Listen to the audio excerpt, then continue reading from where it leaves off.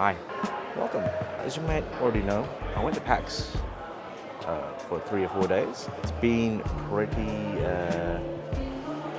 full on. I haven't been taking many videos, mostly just pictures, but I did manage to live stream, which some of you caught.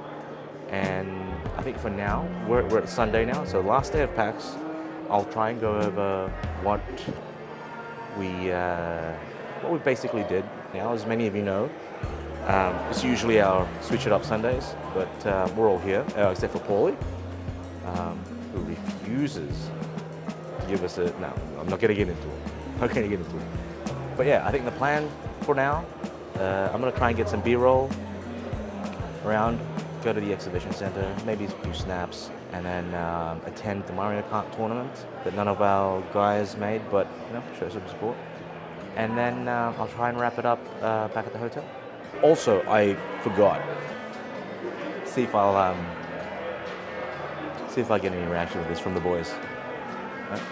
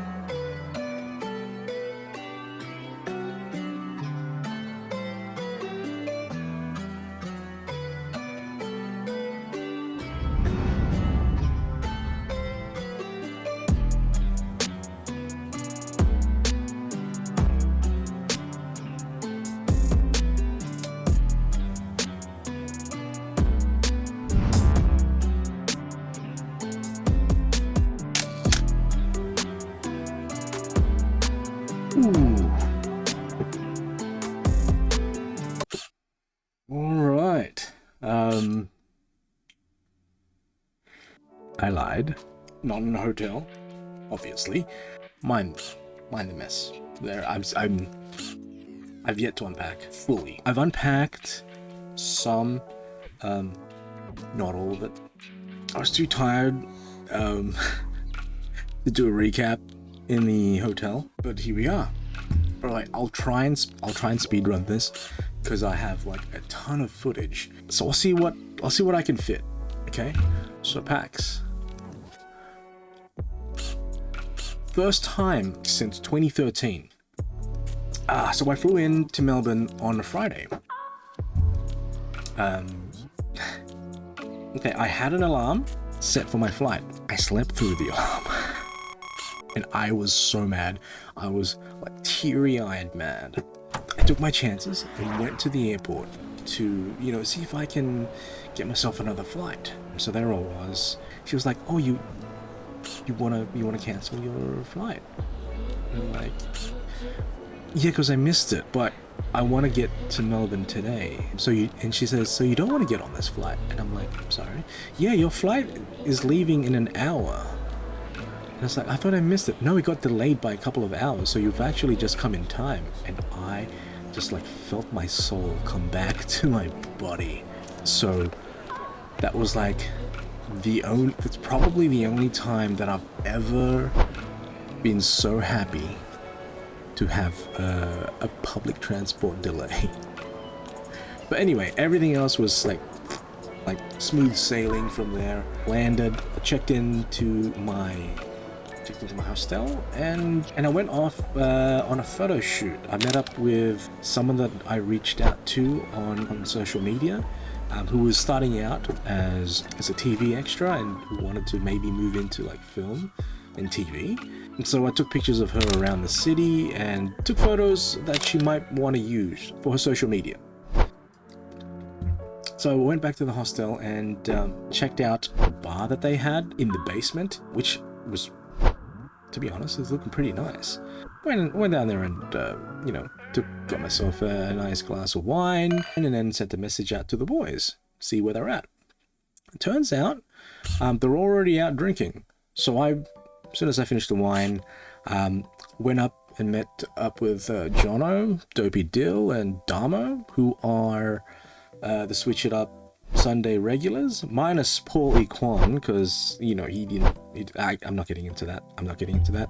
Met a couple of other people there as well. The Lyrical was there, Carl, and Go Kamikaze, who sometimes makes an appearance at Switch It Up Sundays. So I met him up at General Assembly, which is a bar next to the convention center, where they go do their talks and stuff. And we pretty much stayed there, just drinking for the whole night. We ended the night at Burgatory, which if you haven't been, do check it out. I highly recommend the Greed Burger, which is a southern fried chicken fillet, and it has buffalo sauce on it, and of course it has the greens, right? But it was like steaming hot but delicious. So much recommend if you find yourself there, if you've never tried it before.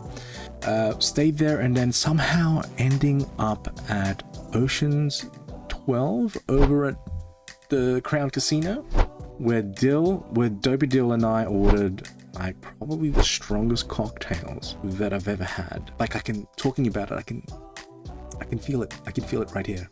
It's like a singe. Dopey Dill had like cotton candy, and then you pour in your drink on it and the cotton candy melts. Then and somehow this was also the only video besides that I took. Hello, Master. I've been waiting for you. I don't know what that was about either. But that's where the night ended. Then comes Friday, the very first day of PAX. It's pretty much what you expect from a con. You've got like cosplayers, you've got people lining up to get their badges, people getting coffee, people lounging around and in the hallways. So you've got speedrunners, Just Dance, like little stage area, console portables. You sit down in little beanbag areas and play, and just generally relax. Now, hearing that Friday was supposed to be a little bit more chilled than Saturday, I took to the exhibition to try and live stream, because I think a couple of people wanted to see what it was like in the streaming community. So that's what I did. I used my little action. I'll try and get it. Hold on. Got this DJI Osmo Action Cam. On your phone, there's an app to just do live streaming off it, and I set up Twitch to live stream off it, and I clipped it onto a bag strap and just walked around with it. Now, even though it wasn't as packed as Saturday, it was still pretty packed, and the reception was still cutting out in and out, so I wasn't able to have a seamless stream. But we got around to like looking at merch, which I know, damn it, Carl wanted to see that. Here we are. Oh, Carl, here, okay. Carl, which one of these do you want, Carl? Carl, which one of these? Which Y3 do you want? Which one? Or do you want the double one? Do you want those two?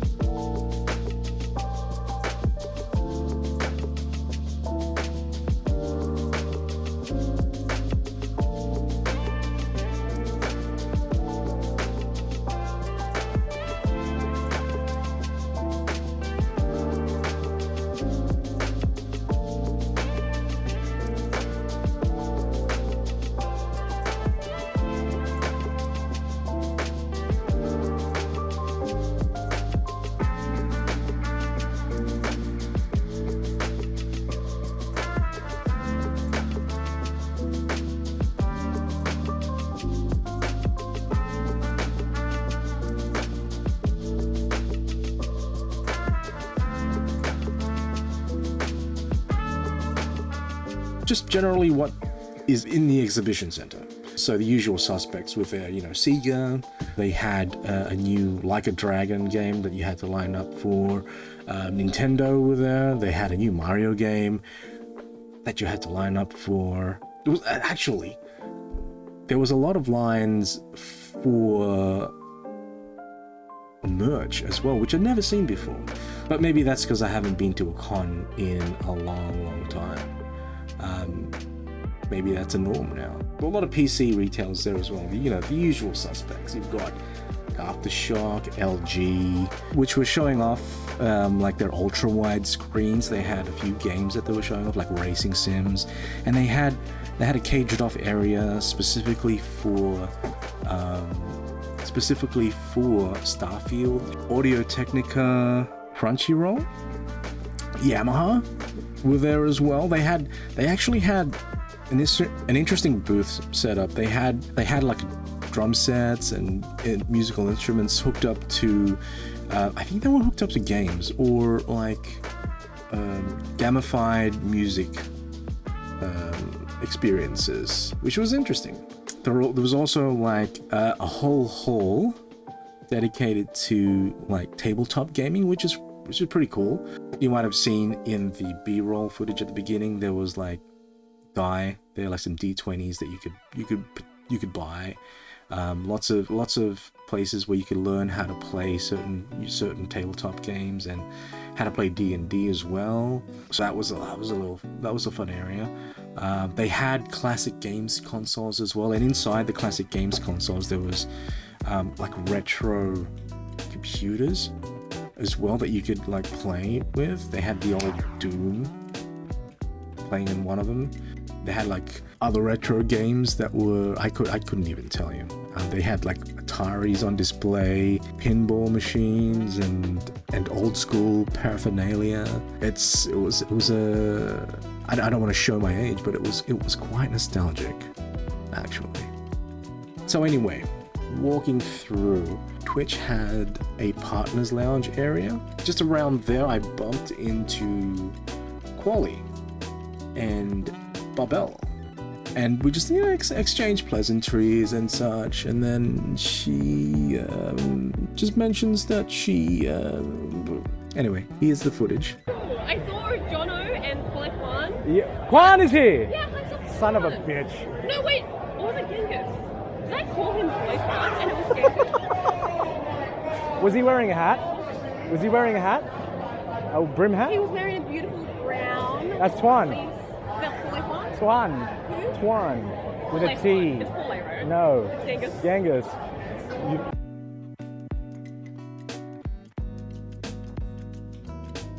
Yeah.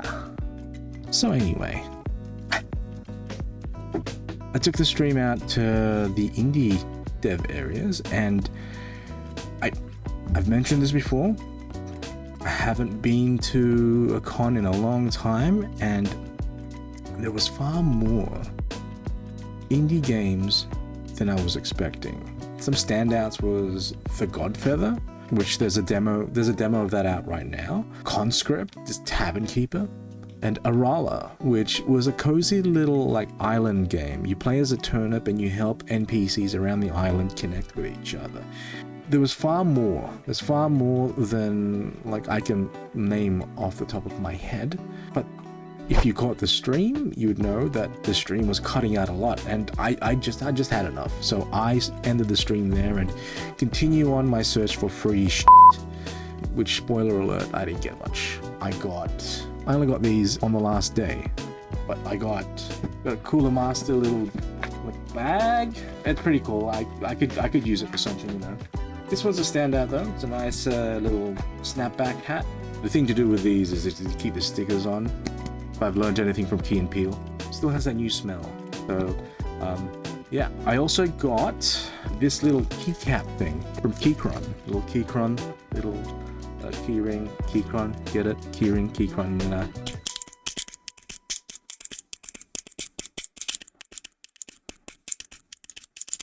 That was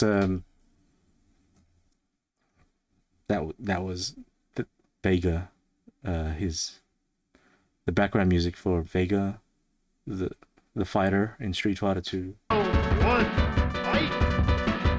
I also, I'm gonna count this. I'm gonna count this as free because I technically I did get it for free. This little PAX badge thingy that you iron it to like clothing and it sticks on there. I got it from buying this, a nice little retro style PAX jumper. I mean, I bought it, but counting this as free because they give it to you for free. Also, I saw, I didn't get a photo with her, but I saw NessAlpaca, and she gave me one of her key rings, which I haven't opened yet. But that was it for, you know, wandering around and looking for free shit. I think by the end of that, I went and checked out Fred Mackay's Mastering OBS talk over at the convention centers, which was pretty much just an excuse to get waxed on stage, all for a good cause. Generosity was running it, and they raised quite a bit through this whole PAX event. Then I met up with Jono over at the General Assembly. Again, that's pretty much where we stayed until we had to leave, and ended up at the Tessie Pearl, which was a nice joint. And then I ended the night with a kebab. Moving on, pretty much the same deal, going into PAX a little later than everyone else. Saturday was indeed a lot more packed than Friday. There was more lines outside of the event for people trying to get in, but I went straight to the convention where I think there was less of a line, where I went to see T10 Nat and EmilleJ's talk on women in gaming, you know, breaking barriers and such. Interesting talk, and great to see the other perspective. After the talk, I waited a little bit. Emille was busy. She was around talking to other people on stage, but I got to meet T10. Took a quick snap and then let her do her thing. I went off to do my thing, which was test out the capabilities of this thing as a traveling camera. So the ZV-E10, which is this camera, was built as a vlogging camera, but it's a pretty capable like travel camera as well, like for like very fancy shots. I went around a convention and took photos of, you know, some cosplayers. I think it kind of works, but I only had the one lens to work off, which on this crop sensor, it's actually working out pretty well. Pretty much after that, I went back to the hostel and got changed for the Fortress Gala, which is held at Fortress. If you don't know what it is, it's a complex, and it's a bar and arcade, to which I went to by myself because I purchased the tickets on impulse and FOMO, which I later found out that no one else I knew was going. I did bump into Natalisea though, so that was alright. And free drink. Oh, well, I did pay for the tickets, but I got my money's worth of drinks. So I left that early to meet up with Jono and Dopey again at the Lyrical's little stage performance with Brianna Grace. They performed a few songs as well, and then they transitioned that into Sea Shanties, which I've never been before, but it's quite the experience. They performed a version of Bink's Sake, which originally was a song in the One Piece universe, which they did a pretty good translation of.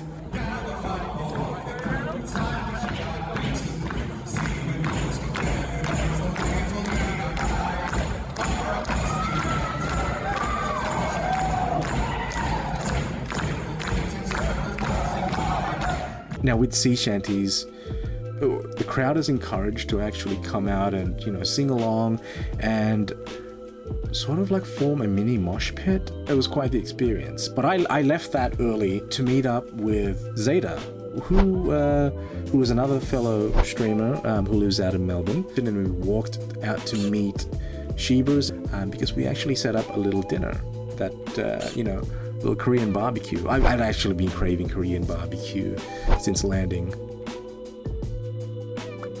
but nobody wanted to go. Anyway, we had ourselves a lovely dinner, which Shebrew streamed, so if you can track her down on Twitch and check out her VODs, you might be able to see that experience. But afterwards, we left what looked like it was the only Korean barbecue left open, or closing at 2 a.m. Back to Fortress, where I again bumped into Kwoli and T10 Nat, and also Crystal, who were also out on night of their own. But I didn't stay long. My phone actually died, so went back to the hostel to sleep. Or so I thought. This is what I had to deal with until 9 a.m.